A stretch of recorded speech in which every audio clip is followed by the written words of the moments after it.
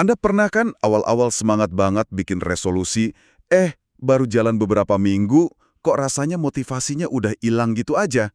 Tenang, Anda nggak sendirian kok. Nah, kali ini kita akan bedah tumpukan sumber artikel, catatan, riset yang sudah Anda kumpulkan soal cara membentuk kebiasaan. Misi kita sederhana aja, menyaring semua teori itu jadi kerangka kerja yang praktis, yang bisa langsung Anda pakai. Kita mulai dari cara mikirnya, terus ke strateginya, sampai gimana caranya biar nggak nyerah. Dan ini penting banget ya, karena hampir semua sumber yang Anda kumpulkan itu sepakat soal satu hal. Membentuk kebiasaan itu bukan soal adu kuat-kuatan tekad. Bukan soal tekad. Bukan, motivasi itu kan naik turun, nggak bisa diandalkan. Yang akan kita omongin ini soal desain. Soal gimana merancang sebuah sistem kecil yang bikin kebiasaan baik itu terjadi hampir otomatis. Otomatis ya, bahkan pas lagi nggak mood. Betul, jadi kita ubah dari sesuatu yang terasa berat jadi sesuatu yang wajar aja. Oke, desain bukan tekad. Saya suka itu. Kita langsung masuk ke fondasinya deh, karena ada satu ide dari sumber-sumber ini yang menurut saya, wah, ini mengubah cara pandang banget.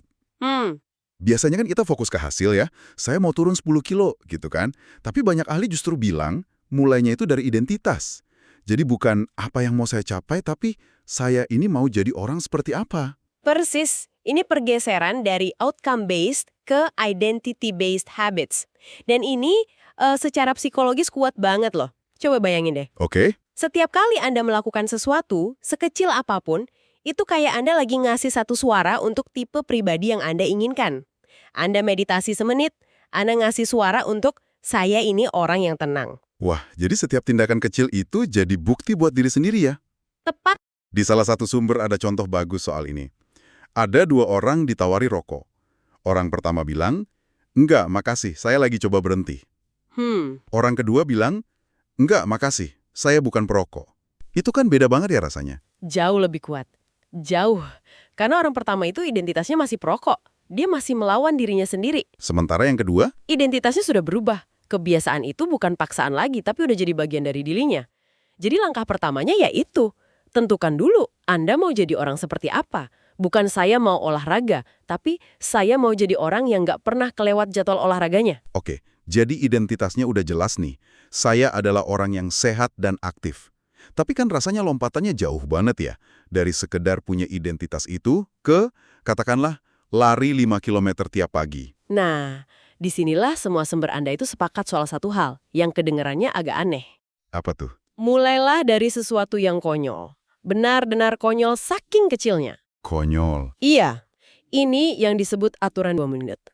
Intinya, kebiasaan baru apapun harus dimulai dengan versi yang bisa diselesaikan dalam waktu kurang dari 2 menit. Tujuannya bukan buat dapat hasil di awal, bukan sama sekali. Terus tujuannya apa? Tujuannya itu untuk menguasai seni memulai. Hambatan terbesarnya kan seringkali bukan aktivitasnya, tapi energi buat memulainya itu loh. Tunggu. Saya jujur ya, awalnya saya skeptis baca ini. Contohnya kan kayak membaca tiap malam, jadi membaca 1 halaman. Atau olahraga 30 menit, jadi memakai sepatu lari. Rasanya kok nggak ada gunanya ya? Pertanyaan bagus. Cuma pakai sepatu lari doang apa gunanya? Tolong yakinkan saya kenapa ini bukan buang-buang waktu. Gini cara kerjanya. Tujuan utama Anda di minggu-minggu pertama itu bukan buat jadi bugar atau pinter, tapi untuk jadi orang yang selalu muncul.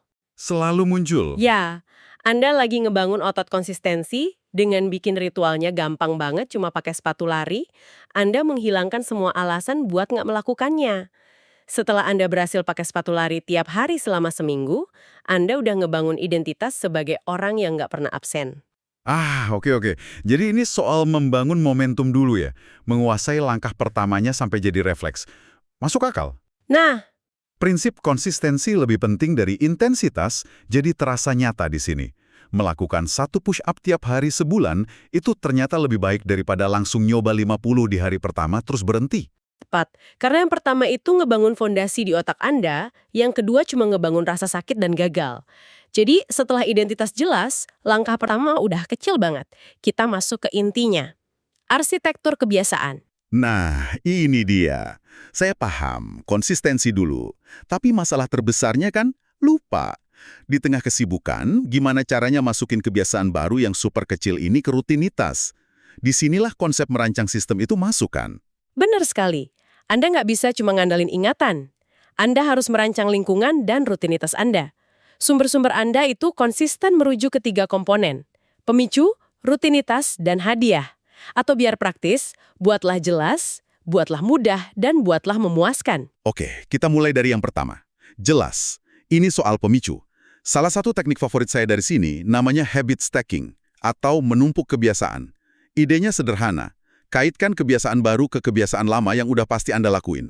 Saya akan melakukan kebiasaan baru. Contohnya sangat aplikatif. Daripada bilang, saya mau meditasi tiap pagi yang mana waktunya nggak jelas, lebih baik bilang, setelah saya selesai nyeduh kopi, saya akan langsung duduk meditasi 1 menit. Nyeduh kopi jadi pemicunya, pasti terjadi. Betul loh. Atau setelah saya lepas sepatu kerja, saya akan langsung ganti baju olahraga. Kebiasaan baru jadi punya rumah yang pasti di jadwal kita. Tapi ada sumber lain yang ngebawa ini lebih jauh lagi. Bukan cuma soal waktu, tapi juga ruang. Mereka nyebutnya desain lingkungan. Nah, ini mungkin ide yang paling kuat dari semuanya. Lingkungan Anda itu seringkali lebih menentukan perilaku Anda daripada niat baik Anda. Maksudnya? Bukan di dapur. Anda merancang dunia Anda supaya pilihan yang baik jadi pilihan yang paling gampang dilihat. Oke, jadi kita sudah membuatnya jelas.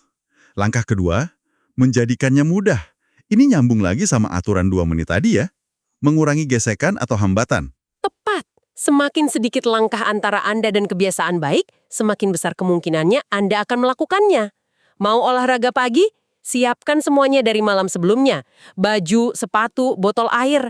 Jadi pagi-pagi nggak perlu mikir. Menariknya, prinsip ini bisa dibalik juga kan buat menghentikan kebiasaan buruk. Jadi sengaja meningkatkan gesekan. Tentu. Saya tuh mas sendiri ini. Dulu saya hobi ngemil kue kering yang toplesnya selalu di meja dapur. Bahaya itu. Bahaya banget. Jadi toples itu saya pindahin ke lemari paling atas di garasi. Hanya dengan nambahin usaha ekstra buat ambil tangga ke garasi, itu udah cukup bikin saya berhenti dan nanya, beneran mau nggak ya? Seringnya sih jadi nggak mau. Jelas. Mudah. Dan sekarang yang ketiga, yang mungkin paling sering diabaikan. Menjadikannya memuaskan. Sumber-sumber bilang otak kita tuh kan nyarinya kepuasan instan. Makanya olahraga yang manfaatnya jangka panjang sering kalah sama nonton serial TV. Dan ada ilmu di baliknya. Ketika Anda dapat hadiah langsung, sekecil apapun, otak Anda itu melepaskan dopamin. Dopamin ini ngasih sinyal, hey, yang barusan kita lakuin itu enak, ulangi lagi ya. Masalahnya, kepuasan dari olahraga baru terasa nanti. Jadi kita harus meretas sistem ini. Dengan menciptakan hadiah instan. Dan hadiahnya nggak harus besar kan? Salah satu contoh paling efektif dari sumber Anda itu habit tracker. Cuma nandain X besar di kalender setiap selesai. Betul sekali. Melihat deretan X yang nggak putus itu sangat memuaskan. Rasanya nggak mau merusak rantai itu. Bener juga. Atau ada juga teknik temptation bundling. Anda pasangin sesuatu yang ingin Anda lakukan dengan sesuatu yang harus Anda lakukan. Misalnya, Anda cuma boleh dengerin podcast favorit Anda pas lagi lari di treadmill. Wah, itu mengubah aktivitas yang tadinya berat jadi sesuatu yang ditunggu-tunggu ya. Tepat. Oke, jadi kerangkanya lengkap nih. Mulai dari identitas, buat jadi kecil banget, lalu rancang sistemnya biar jelas, mudah, dan memuaskan. Tapi kita semua tahu, hidup kan nggak sempurna ya. Pasti ada hari di mana kita gagal. Terus gimana? Ini jebakan mental terbesar, pola pikir semua atau tidak sama sekali.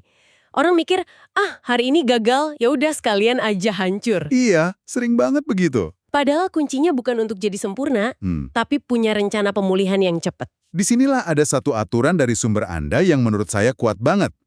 Jangan pernah absen 2 kali berturut-turut. Absen sekali itu kecelakaan.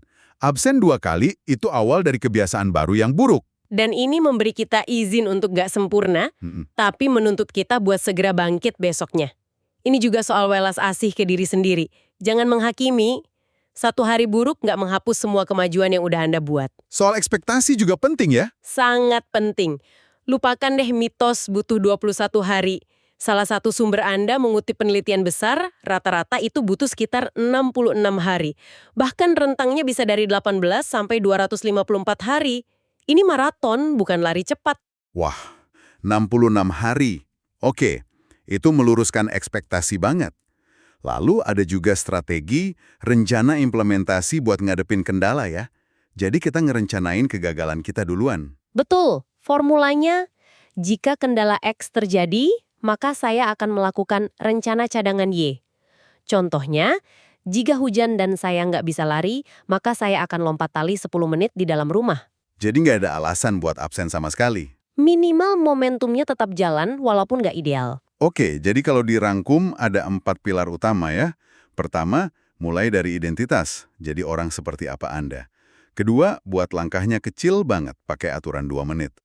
Ketiga, jadi arsiteknya. Rancang sistem biar jelas, mudah, dan memuaskan, jangan andalkan motivasi. Dan terakhir, pilar keempat, punya rencana saat gagal. Ingat aturan jangan absen 2 kali dan siapkan rencana cadangan. Ini benar-benar panduan yang komprehensif. Tepat sekali. Ini bukan soal nambahin 100 hal baru secara drastis. Ini soal bikin perubahan kecil yang cerdas. Dan ini membawa kita ke satu pertanyaan penutup buat Anda renungkan. Oke? Sekarang setelah Anda paham kerangkanya, coba pikirkan, apa satu kebiasaan kunci atau keystone habit yang kalau berhasil Anda bangun, secara alami akan memicu efek domino positif di area lain hidup Anda. Mungkin itu olahraga pagi, yang bikin Anda makan lebih sehat. Atau mungkin merencanakan hari Anda tiap malam yang ngurangin stres. Pertanyaannya bukan cuma nambahin kebiasaan apapun, tapi menemukan satu kebiasaan yang tepat yang ngasih dampak terbesar bagi identitas baru yang mau Anda bangun.